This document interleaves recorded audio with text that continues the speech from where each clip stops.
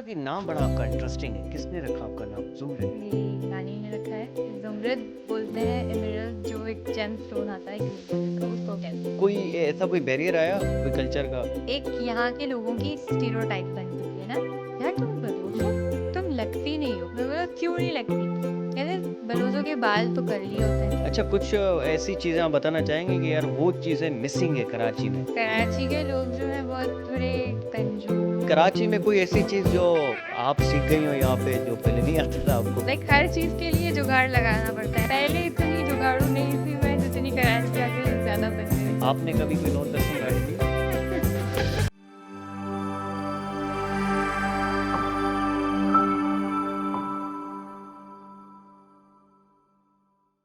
अस्सलाम वालेकुम दोस्तों, आप देख रहे हैं बुर्दो डिजिटल और एक और पॉडकास्ट में आपको हम खुशामदीद कहते हैं। आज हमारे साथ है ज़ुमरत, जिनका ताल्लुक बलूचिस्तान से है और आपको पता है कि बलूचिस्तान में किस किस्म के हालात हैं और उस हालात से निकल कर कराची आई।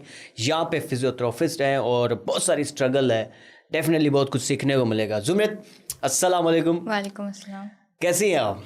ठीक, आप अच्छा ज़ुमरत, ये नाम बड़ा आपका इंटरेस्टिंग है। जी, इस नाम के पीछे क्या रीज़न है? किसने रखा आपका नाम ज़ुमरत? मेरा जो नाम है मेरी नानी ने रखा है। बहुत ही प्यारा नाम है। ज़ुमरद बोलते हैं एमराल्ड, जो एक जेम स्टोन आता है ग्रीन कलर का, उसको कहते हैं। तो मेरा नाम जो है वो हर एक इलाके में अलग तरीके से प्रोनाउंस करते हैं। मेरे नाम को लेकर इतनी कॉम्प्लिकेशन मुझे फेस करने को मिली है। लोग मुझे पूछते हैं आपका नाम क्या है। मैं बोलती हूँ ज़ुमरद। क्या कहते हैं? व्हाट ज़ुमरद? 3-4 बार जाके फिर उनको समझ आता है क्या है मेरा नाम। और एक तो मेरा नाम, मैं पसनी से बिलोंग करती हूँ, मेरा नाम वहाँ के लोग सिंपली ले लेते हैं ज़ुमरत। और जो तुर्बत, पंजगूर उस साइड के लोग हैं, वहाँ के लोग मेरा नाम जो है मुझे बोलते हैं ज़ुमरुद। अच्छा, ज़ुमरुद बोलते हैं। और कराची के जो लोग हैं उनको बोलो तो कहते हैं अच्छा ज़मरूद, वो ज़मरूद। ओके। और पश्तू जो है वो मुझे बोलते हैं ज़मरुद। वो सबसे अच्छा प्रोनाउंस करते हैं मेरा नाम। हमारे स्कूल में प्रिंसिपल थे हमारे, वो मुझे ज़िंदगी भर ज़मरुद ही बोलते बचपन से ही। तो हर इलाके में आपका नाम प्रोनाउंसिएशन चेंज हो जाता है। हाँ, मेरा तो अच्छी बात है ये कि मतलब अलग अलग इलाकों में अलग अलग और एक पहचान है मेरा नाम ऐसा कि ना मेरे स्कूल में कोई ज़ुमरत था, ना मेरे कॉलेज में सेम नाम का कोई था, ना मेरी यूनिवर्सिटी में मुझे कोई मिला। अच्छा, आप अपना सफ़र हमें बताएंगे यार। बलूचिस्तान से निकल कर कराची आई, ये कैसे तय किया? ये मतलब कराची में भी क्या करें ये भी बताएं, और वहाँ से आने में कोई चैलेंजेस, ये सारी नहीं, ऐसे कोई चैलेंजेस नहीं हुए। मेरा तो MBBS करने का इरादा था। अच्छा। लेकिन मेरी जो अम्मा है शी वाज लाइक के तुम अकेली होगी और ये वो। तो मेरी जो मतलब मेरी अम्मी की फ्रेंड है, उनकी बेटी यहाँ पे पढ़ रही थी, तो उन्होंने आपस में एक कॉन्वो की डीप। तो उसके बाद ये रिजल्ट आया कि उनकी छोटी बेटी भी वहीं जा रही है, तो आप भी वहीं जाएंगी, जो पढ़ रही हैं वहीं पढ़ेंगी। सो स्टार्टिंग में यही था कि फिजियोथेरेपी के बारे में इतना कोई आइडिया नहीं था कि क्या है ये वो। तो जैसे एडमिशन लिया, क्लासेस ली, फिर पता चला कि क्या है, फिर इंटरेस्टिंग लगा, फिर सही लगा। और ये हमारे यहाँ सोसाइटी में ये भी होता है कि लड़की एक फिजियोथेरेपिस्ट कैसे बनेगी, कैसे हाँ, मर्दों ये को ट्रीट पाकिस्तान करेंगी? में एक वो है कि लड़की तो आपको भी किसी रिलेटिव ने, किसी दोस्त ने नहीं कहा कि कहाँ जा रही हो, ये तो होता ही नहीं है लड़की दोस्त तो फिजियोथेरेपिस्ट को मालिशिया ही बोलते हैं, सब वही ना, यही मैं कहने नहीं वाला था। लेकिन शुक्र हम भी अच्छा खासा जवाब दे देते हैं, फिर उसके बाद वो छुप। अच्छा, क्या वो जवाब देते हैं थोड़ा हमें भी बता दें। अभी भी बहुत सारे लोग कह रहे होंगे आपको हाँ, तो डेफिनेटली। हम यही बोलते हैं ना, जब उनकी हड्डियाँ टूट जाती हैं फिर उनको हम याद आते हैं, जब कोई एक्सीडेंट होता है हम याद आते हैं, जब स्ट्रोक या कोई फैमिली मेम्बर को ज़रूरत होती है तब हम याद आते हैं। तो ये बस एक मजाक में बोल देते हैं दोस्त यार आपस। अच्छा, आपकी इब्तिदाई तालीम पे अगर थोड़ी बात करें, यानी स्कूलिंग आपकी कहाँ से हुई? पसनी से हुई। और तब भी आप यही शौक रख रही हैं मेडिकल में जाना है? हाँ, तब मुझे बचपन से पता नहीं कौन से मैंने डॉक्टर को देख लिया था, जो मुझे बस डॉक्टर ही बनने का वो था कि डॉक्टर बनना है, वाइट कोट पहनना है। अब पहन लिया तो बस। तो मजा आ रहा है? हाँ, मतलब सही है, सेटिस्फाई है अपनी फील्ड से? मैं ऐसा नहीं है सेटिस्फाइड हूँ, यार लेकिन मैं ये कहती हूँ दूसरों को, जब कोई मुझे कहता है कि मेडिकल पढ़ेंगे ये वो, तो मैं बोलती हूँ नहीं पढ़ो। क्यों? उसकी क्या वजह है मेडिकल की? बहुत ज़्यादा इतना पढ़ो, इतना रट्टा मारो, इतना चीज़ों को बहुत कॉम्प्लिकेटेड है। बाकी जितनी फील्ड्स देखती हूँ मैं ना, मीडिया और ये, आजकल तो हर एक चीज़ सही है। तो अच्छा, आपको पता है कि बलूचिस्तान में सबसे lowest in the world literacy rate है? तो ये क्यों? आपको क्या लगता है कि वहाँ के क्या ऐसी मसाइल होंगे? क्या पॉलिटिशियन सही नहीं काम कर रहे? क्या मसाला, मतलब वहाँ से उनका ताल्लुक है आपका? ये एक इशू है, फैमिली वाले जो हैं लड़कियों को मोस्टली नहीं सपोर्ट करते पढ़ाई के इसके लिए, डायरेक्ट शादी और ये आपको वो। लगता है सिर्फ और लड़कों को मोस्टली इंटरेस्ट ही नहीं है पढ़ने में, बलोचों में लड़कों को पढ़ने में इंटरेस्ट नहीं है मोस्टली। जिनको इंटरेस्ट है उनको घर से बाहर नहीं जाने दे रहे, और जिनको नहीं है वो घूम फिर रहे हैं, लेकिन काम नहीं हो रहा। वो अगेन वही बात आती है हाँ, सबसे। लेकिन उनका बिना पढ़े भी अच्छा चल रहा है, क्या चल- करें। अच्छा, बस। सही है। अच्छा, आप अभी जो है कराची में रह रही हैं, वहाँ के कल्चर में और यहाँ के कल्चर में क्या फ़र्क आपने पाया है? बहुत डिफरेंस है जैसे कि? कल्चर में, तो बहुत सारे डिफरेंस। और मैं एक चीज़ पे कैसे, जैसे कि यहाँ पे जीन्स वीन्स पहन के, स्नीकर्स पहन के घूम फिर सकते हैं, वहाँ पे ऐसा होता है बलूचिस्तान में, आपके गवादर में? नहीं। तो ये कल्चर वाकई में वहाँ पे है कि यार कोई लड़की अगर घर से निकलती है, किसी दूसरे शहर जाती है, टीवी पे आती है, तो उनके रिश्तेदार और ये रिश्ता भी ख़त्म हो जाता है? मेरी फैमिली में ऐसा नहीं हुआ है। और नहीं, आपने ओवरऑल बलूचिस्तान की बात करें, ओवरऑल सुना तो होगा ना आपने कि यार फला की ये हो गया, उसका ये हो गया। ऐसे वाले जैसे फैमिली ने ये कर दिया, ऐसे वाला मैंने नहीं सुना है। ओके जुमरत, ये बताएंगे कराची कैसे आना हुआ, किसने आपको बताया कि यार बलूचिस्तान में भी अपॉर्चुनिटीज होंगी, वहाँ पे भी कोयटा एक बहुत बड़ा शहर है, फिर कराची कैसे आना हुआ, ये इस शहर का क्यों इंतखाब किया? इस्लामाबाद था, लाहौर था? कराची आने का मेन रीज़न यही था पढ़ने के लिए, क्योंकि मुझे MBBS करना था, लेकिन मेरी अम्मा की जो फ्रेंड है, मेरी अम्मा की फ्रेंड, उनकी बेटी यहाँ पे पढ़ती है, तो उन्होंने आपस में एक बातचीत हुई उनकी कि उनकी छोटी बेटी भी यहाँ जा रही है पढ़ने और वो DPT पढ़ेगी एंड ऑल। तो उसके चलते हुए मेरी अम्मा ने बोला तुम अकेली होगी तो उससे अच्छा है जहाँ पे जिसको जानती हो वहीं पे पढ़ो। सही है। यहाँ पे आप रिलेटिव्स के साथ, अपनी फैमिली के साथ नहीं, हॉस्टल वगैरह? रिलेटिव्स के साथ। अच्छा, यहाँ पे कोई तकलीफ आपको शुरू में, कोई चैलेंजेस आए कराची का कल्चर का है या यहाँ की लैंग्वेज? डेफिनेटली आप बलोची में बात करनी है, वहाँ पे भी उर्दू में बात करते हैं? नहीं, मेरी उर्दू अच्छी है। आपकी उर्दू तो कोई ऐसा कोई बैरियर आया कोई कल्चर का? नहीं, बलोची होने पे एक यहाँ के लोगों की स्टीरियोटाइप बन चुकी है ना, क्योंकि मुझे यूनिवर्सिटी में ये सुनने को मिला है, लोग कहते हैं यार तुम बलोच हो, तुम लगती नहीं हो। मैं बोला क्यों नहीं लगती? कहते बलोचों के बाल तो कर्ली होते हैं। अच्छा। मैंने बोला क्यों, कैसा आपको लगता है? कहते नहीं, बलोचों के बाल कर्ली होते हैं, बलोच जो है हर बात बोलते हैं ची अड़े। अच्छा।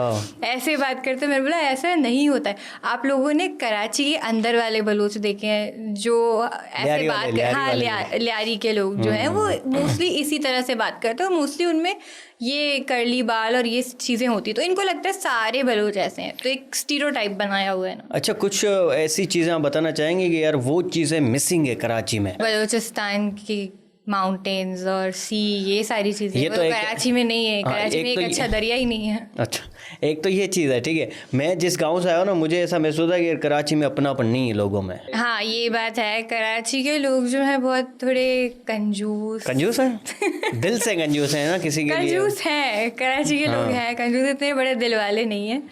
बलूचिस्तान में गरीबों का दिल भी बहुत बड़ा है। अच्छा, फिर बलूचिस्तान में कहते हैं कि हर गैर कानूनी काम हो जाता है, नॉन कस्टम गाड़ियाँ चल रही होती है, ईरान का तेल आ रहा होता है, तो ये सारी चीज़ें होती है वहाँ भी? ये सारी चीज़ें सबको पता है, क्या क्या होता है क्या नहीं होता। कुछ चीज़ हमें भी तो आप बताएं ना, मतलब ये मैं क्या ही बताऊँ जब सबको सारी चीज़ें पता है कि क्या होता है क्या नहीं होता है। आपने कभी कोई नॉन कस्टम गाड़ी ली, वहाँ पे कभी चलाई हो? हाँ, चल। कराची में कैसा आजकल क्या कर रहे हैं, मतलब फिजियोथेरेपिस्ट में कौन से आपको पेशेंट देखने को मिलते हैं? कभी कोई ऐसा चैलेंजेस आपको आए इस फील्ड के अंदर, वो थोड़ा बता दें। हाँ, फिजियोथेरेपी है ही चैलेंजिंग। एक तो पेशेंट अगर बहुत ज़्यादा ओबीज हुआ या पेशेंट के कॉन्ट्रैक्चर्स ये सारी चीज़ें बहुत ज़्यादा हुई तो आपको उसको मोबिलाइज कराने में, एक्सरसाइज कराने में थोड़ी वो होती है, ज़्यादा एनर्जी लगती है, तो ये सारी चीज़ें होती हैं। ऐसा कुछ सोचा है कि अपने जो मेरे सूबे के हवाले से जो बातें लोग करते हैं, बलूचिस्तान के हवाले से जो स्टीरियोटाइप से, मैं उसको ख़त्म करूँ, एक अच्छी इमेज दुनिया के सामने लेकर? सच में एक बात बताऊँ, मैं ये स्टीरियोटाइप्स ख़त्म करना ही नहीं चाहती। मुझे मज़ा आता है जब कोई मुझे बोलता है ना यार बलोच इतने ख़तरनाक होते हैं, वो लोगों को मार देते हैं, वो ये करते हैं, वो वैसे ऐसा है तो नहीं? हाँ ऐसा है, नहीं आओ मार देंगे तुमको। अच्छा। ऐसे बोलती हूँ, मुझे मज़ा आता है उनके अंदर ये डर देख के ना, मुझे और ज़्यादा मज़ा आता है। हाँ ऐसा ही भाई, तुमने जो सोच रखी हुई है वो रखे रहने, मुझे चेंज नहीं करो। कुछ लोगों के लिए, हाँ कुछ लोगों के लिए, ओवरऑल दुनिया के लिए तो आप डेफिनेटली अगर चाहेंगे। कोई अच्छा है तो मैं ऑब्वियसली इसको बताऊंगी यार ऐसा नहीं है, आओ एक्सप्लोर करो, घूमो, बहुत अच्छी जगह है। देखिए, जो अच्छा है ना उसको तो वैसे ही पता चल जाना है कि क्या है, जो बुरे हमें उनको कहीं ना कहीं बताना होता है कि यार ऐसा नहीं है, आप इस तरीके से आप सोच रहे हो, लोगों ने आपको गलत बताया। लेकिन कभी कभी ऐसे वाला डर देख के अच्छा लगता है। मजा आता है। रहे, हाँ डर रहे, बलोचों से डरो। अच्छा, यूनिवर्सिटी लाइफ में ज़्यादा मज़ा आया या आजकल जो आप प्रैक्टिस करेंगे? यूनिवर्सिटी लाइफ में मजा आया। ऐसा कोई वाकया ही सुना लें जिससे वाकई में यार ये जिंदगी भर याद रहेगा मुझे। यूनिवर्सिटी लाइफ में बस ये करना है, मेरी तरह एक्सट्रोवर्ट नहीं बनना जो हर एक को जानते हो। अब मैं एक्सट्रोवर्ट हूँ, अब मेरी दोस्ती इससे हुई है तो उसके दोस्त भी मेरे दोस्त बन गए, सलाम दुआ, फिर उनका कोई काम होगा वो आएंगे, यार ये वो हो गया, मतलब एक्सट्रोवर्ट ज़्यादा बात नहीं करनी चाहिए। इतना एक्सट्रोवर्ट भी नहीं बनना चाहिए मेरी तरह, सब जाने आपको नहीं, थोड़ा ऐसे रहो कि आपको कोई नहीं जाने। जुमरत, अब मैं सवाल आपसे ये करना चाहता हूँ कि बलूचिस्तान में भी जो एक वाकया पेश आया था ऑनर किलिंग का, क्योंकि आपका ताल्लुक बलूचिस्तान से है तो आपका एक एक्सपर्ट ओपिनियन होगा मेरे ख्याल से इसके ऊपर। तो ये ऑनर किलिंग के जो वाक़यात आए दिन होते हैं, स्पेशली इस वाक़े की अगर बात करें तो फिर कुछ लोगों की अलग राय है। इवन उनकी माँ जो है वो कहती हैं कि यार ठीक हुआ ये कत्ल।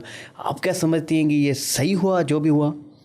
नहीं, सही तो नहीं हुआ, ये सभी समझते हैं कि सही नहीं हो। मोस्टली बहुत कम ऐसे लोग हैं जो समझते हैं सही होता है और उनको थेरेपी की ज़रूरत है, मुझे लगता है। अच्छा, आप ही कर लेंगे उनकी थेरेपी? नहीं, मेंटल थेरेपी। अच्छा, मुझे ये बताएं, देखें पूरी स्टोरी तो ये है सिंपल आपके सामने कि यार पहले वो मियाँ बीबी थे ऑलरेडी और उनके 4 बच्चे भी थे, और फिर वो लड़की का किसी और के साथ अफेयर था, और वो जब दोबारा अपनी मियाँ के पास आ गई उसके बाद उसके मियाँ ने वो शहर ही छोड़ दिया, उस दूसरे शहर के अंदर भी उसी लड़की ने उसी बंदे के दोबारा रब्ता किया, उसके साथ चली गई। ये पूरा वाक़या ठीक हुआ है यार? आपके 4 बच्चे हैं, आपका मियाँ है, फिर दोबारा आप किसी और के साथ जा रही हैं। अब वो उनकी मैरिड लाइफ थी, क्या प्रॉब्लम्स थे क्या नहीं थे, तो हो सकता है कि उनकी शादी ज़बरदस्ती कराई गई हो पहले। एक ये है, होता है। पेरेंट्स जो है बलोचों में मोस्टली, चाहे लड़का भी हो, पेरेंट्स कहते हैं कि हमारी मर्जी से शादी करो। अगर लड़के को कोई पसंद है, वो आके बोलता है कि मुझे ये लड़की पसंद है, ये वो पेरेंट्स कहते हैं नहीं तुम हूर परी भी ले आओ, लेकिन करनी शादी तुमने अपने पप्पो की बेटी से है, चाचू की बेटी से है, खानदान में ही करनी है। तो और ये क्या एवरेज एज होती है वहाँ पे शादी की? बहुत कम एज में शादी करा देते। अगर एक मार्जिन निकालें तो बहुत कम में, ज़्यादा लोग बहुत कम एज में, एटलीस्ट 16, 17। हाँ, हम अपनी पेरेंट्स को देख लें या अपने ग्रैंड पेरेंट्स को देख लें, उनकी शादी बहुत कम एज में हुई है। यानी तो उनको पता ही नहीं होता यार मैं जिससे शादी करूँ वो कौन है, उसकी शक्ल कैसी है। मेरी जो नानी है उनकी शादी 15 साल की उम्र में हो गई थी, उस टाइम पे उनको क्या पता। आप क्या समझते हैं कि ये जो जल्दी शादी होती है, आपस में जो शादी होती है, यानी आपस में, यानी कि अपने फूफे के लड़की के साथ या उसके साथ, ये ठीक होता है या फिर पूरा राइट होना चाहिए एक लड़की को, लड़के को, वो जिससे चाहे वो शादी कर सकते हैं? एक राइट होना चाहिए कि पसंद करने की राइट होनी चाहिए। बाकी फिर फैमिली बैकग्राउंड्स देखना और फैमिलीज के बीच में क्या है वो फिर फैमिलीज खुद कर ले, लेकिन सॉर्ट आउट कर ले, किसी की पसंद से शादी करवा ले। अच्छा, फोर्सफुल मैरिज नहीं करवाएं जिसका रिजल्ट तो ऐसे ही आ जाता है। अच्छा, फॉर सपोज अगर आपके पेरेंट्स ने शादी करा ली आपकी एक लड़के के साथ, आपकी उनके साथ सही नहीं बन रही या आपके उनके साथ नहीं हो रहा, तो फिर क्या करे एक लड़की जब उनके साथ नहीं बन रही? फिर हमारे यहाँ पे तो यही होता है, जो यहाँ से एक बार गए हो तो फिर मर के ही वापस आना है, तो झेलना है आपको, आपका हस्बैंड जो भी आपको मिला है आपका नसीब। तो ये बेसिकली जो चीज़ ऐसी है जो कि चेंज होनी चाहिए, वक्त के साथ इवॉल्व होनी चाहिए, आप समझ देंगे यार? हाँ, कुछ फैमिलीज होती हैं सपोर्टिव होती हैं मैरिज के बाद, अगर किसी का हस्बैंड नहीं अच्छा, किसी की वाइफ नहीं अच्छी, तो थोड़ा सपोर्ट दिखाते हैं और डिवोर्स वगैरह को। लेकिन मोस्टली बलोचों में ये डिवोर्स नाम का चीज़ बहुत बुरी चीज़ होती है। ये अगर हो जाएगी, वो लड़की किसी और के साथ भाग जाए, ये तो बहुत बड़ा गुनाह होगा वहाँ पे। इवन ये तो हाँ, कत्ल तक बात आ जाती है, कत्ल तक आ जाती है ना बात, तो वहाँ पे प्रॉपर के कानून वानून नहीं है। ये सिर्फ बलूचिस्तान का इशू नहीं, सब जगह, पूरे पाकिस्तान में हर जगह का इशू है, हर एक छोटी जगह का इशू है। आप ये बस मैं बोल रही हूँ ना आपको, बलोच सिर्फ हाईलाइट होके आते हैं, बाकी ये इशू हर जगह है। और ऐसे कितने इश्यूज है जो सामने पब्लिकली नहीं आते। क्या ये पेरेंट्स बच्चों की जो जबरदस्ती शादियाँ कराते हैं, ये क्या ठीक होता है? नहीं, ये ठीक नहीं होता है, जबरदस्ती शादी नहीं करनी चाहिए। उसका जो आउटकम है वो आपने देख लिया ना। इसीलिए जो पेरेंट्स हैं उनको मैं यही कहूँगी कि ज़बरदस्ती अपने बच्चों की शादी ना कराएं, पराए मेहरबानी उनकी भी सुन लें, क्या पता बच्चे सही हों।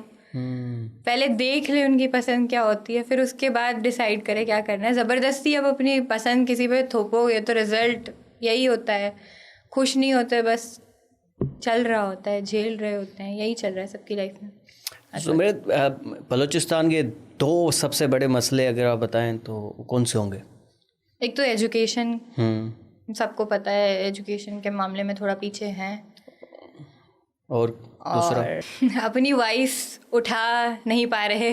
नहीं उठा पा रहे हैं, लेकिन उनको दबाया जा रहा है हाँ, अनफॉर्चुनेटली। हाँ, क्योंकि आपके सामने मारंग बलोच है, देखो कितने लोग उनके साथ आते हैं, इस्लामाबाद तक वो आ गई, लेकिन जो उनके साथ हुआ वो आपके सामने है।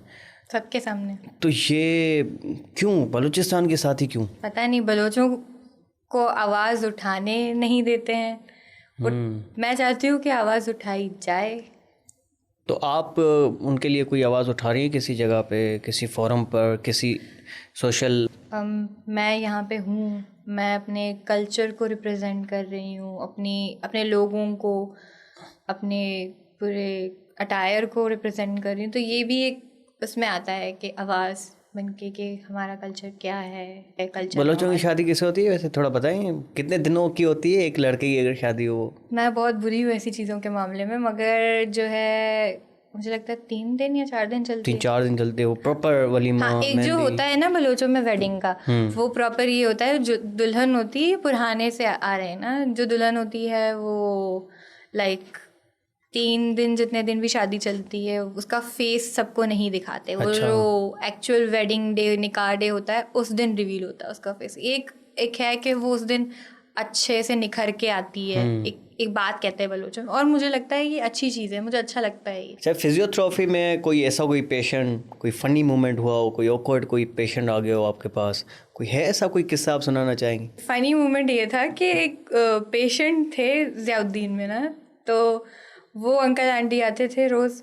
तो वो आंटी जो है, एक दिन वो सबको, अपनी आंटी जो है वो अपने हस्बैंड की लव स्टोरी बताते थे, जो किसी और के साथ। अच्छा।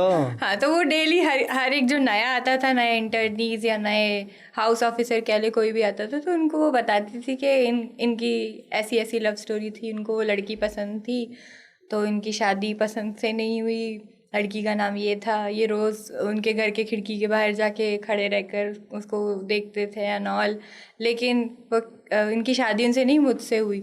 फिर वो अंकल कहते थे हाँ, लेकिन अभी तो वो मर गई।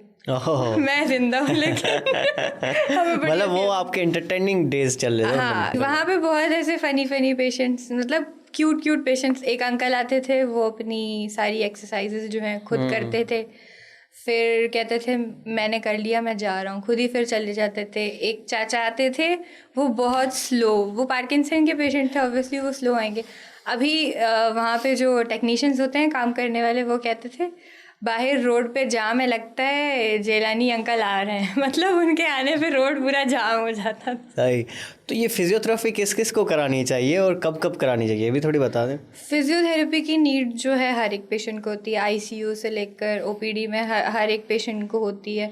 ओटी में भी फिजियोथेरेपिस्ट होते ही हैं मोस्टली, और पेन मैनेजमेंट के लिए होता है, और बाकी स्ट्रोक है, पार्किंसन है, कोई भी डिजीज़ हो, हर एक चीज़ में फिजियोथेरेपी इम्पॉर्टेंट है। मुझे एक दोस्त मिला, उसने कहा कि मुझे बेसिकली 1 हफ्ते के लिए जाना था, डॉक्टर ने कहा था, लेकिन जो फिजियोथेरेपिस्ट था उसने कहा 1 महीने के लिए आना।